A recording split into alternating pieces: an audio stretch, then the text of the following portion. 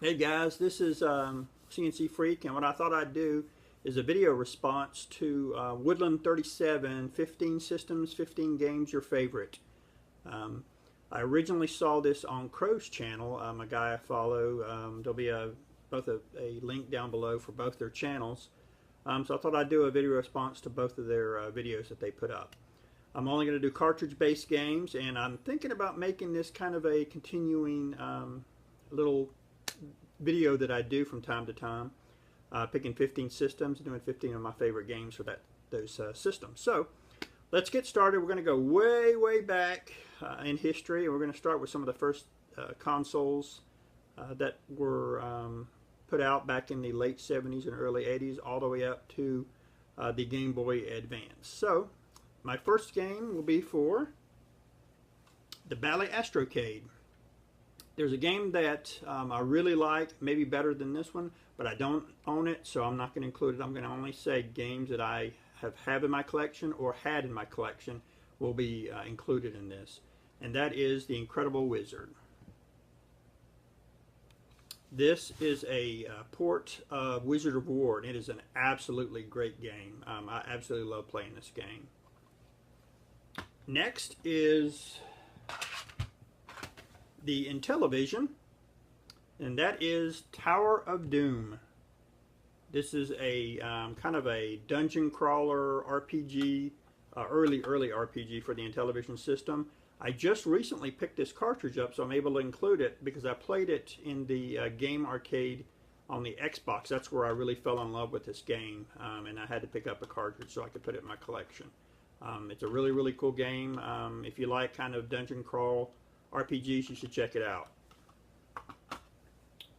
Next is one I no longer have in my collection, but I'm going to include it, and that is for the Magnavox Odyssey 2, and that is Quest for the Rings. My best friend really turned me on to this, and it's kind of a funny story. I really wanted, he had Persona 1 and the Legend of Kain, Legacy of Kain. I wanted both of those games, and my buddy had them for the PlayStation 1, and he made a deal with me. If I could ever find the game, a complete in box Quest for the Rings, he would trade me those two games. And lo and behold, one weekend when we were out at the flea markets, I actually found a copy, and we ended up going home and actually played it for a few hours. And it's kind of it's hard to explain, kind of a strategy RPG-ish, early RPG game that actually had a board that you would lay out. It was kind of a board game as well, and you would fight on the screen, and you'd move your character around on the board. It was a really unique game. I'd like to find it again someday for my collection. Next is the Atari 5200. There's quite a few really cool games for this one, and because I'm going to at some point do an Atari 8-bit collection, and this game, I really wanted to include it for that, but there's a game that I like more, so I wanted to put this game somewhere in my collection, and that is Rescue on Fractalis. A pretty damn amazing game. It was kind of a space simulator kind of game. It used some early, had like an early 3D kind of engine that used fractals. It almost looked 3D when you were moving around, and had some pretty good shooting in the game, as well as some kind of scary moments when I was a kid playing it, where the aliens would jump out and bust your screen, and you would basically die because you'd suffocate. It was just a really amazing game, and I've got a couple videos up where you see me playing. One of them's like 4 hours where I've played this game just to get a high score in it. So if you ever have a chance to find this game, definitely pick it up because it's a really cool game. Next is the Atari 7800. I had a hard time picking. I didn't have a lot of games for this system, so I ended up picking Mario Brothers because it's a really good version. Again, I've got some video footage of me playing this game for a high score on my channel as well. And I missed probably one of my favorite systems. I probably should have done it first. That is the Atari 2600, and I had a hard time picking a game for the system because there's just so many good ones. I ended up picking Pressure Cooker. This is a very early kind of like food prep game, all those games, the Dine and Dash and the Cooking Mama. This is the game that started it all. I'm going to show you some graphics. This game really aged well. I don't know if you can see that or not. It's just such a cool game where you build hamburgers and you have to put the different, like, tomatoes and onions and lettuce, and put the top part of the burger on and take it down and put it in the storage spot down below. It's just an absolutely amazing game. I really suck at it, but I still like it. Next is the Calico Vision. Again, I had a hard time. I have a few games for it, and I ended up picking probably one of my favorite arcade games of all time, and that is Burger Time. Another really, really good version of Burger Time. Alright. Next is the Nintendo Entertainment System, or the NES. Another game system that I had a really hard time picking a game for because there's just so many good ones out there. For me, it's going to be Castlevania 3, Dracula's Curse. They really kicked it up a notch when they made this game. It's just an awesome side-scrolling game. I mean, it's quintessential Castlevania. I've also included a, since I do have a Famicon in my collection, I ended up including a Famicon game as well. I only got a couple, but I got one that was never released over in America when the NES came out, and it's probably one of my favorite arcade games as well. That is Dig Dug. You could never get this game for the NES back in the day, so I'm glad to have it in my collection. Alright, next we're going to do the original Game Boy, and I've included a couple of these games already, this game in my collection already, but I just absolutely love the game, and that is Burger Time Deluxe.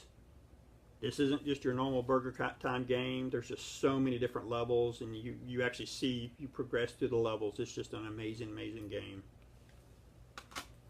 Next is the Game Boy Color. If you follow my channel, and you've probably heard me talk about this game, this is in my top 5 games of all time. I'm including both of them, the first one and the sequel, for the Game Boy Color, and that is, and the cartridges are really messed up because I've played them so much. That's Dragon Warrior Monsters 1 and 2. I've included both of them because I probably put 300 hours into the first one, 400 hours into the second one. They're just absolutely amazing games. For me, they blow away the Pokemon games because you couldn't, when you breed monsters or breed Pokemon, you always get the same Pokemon.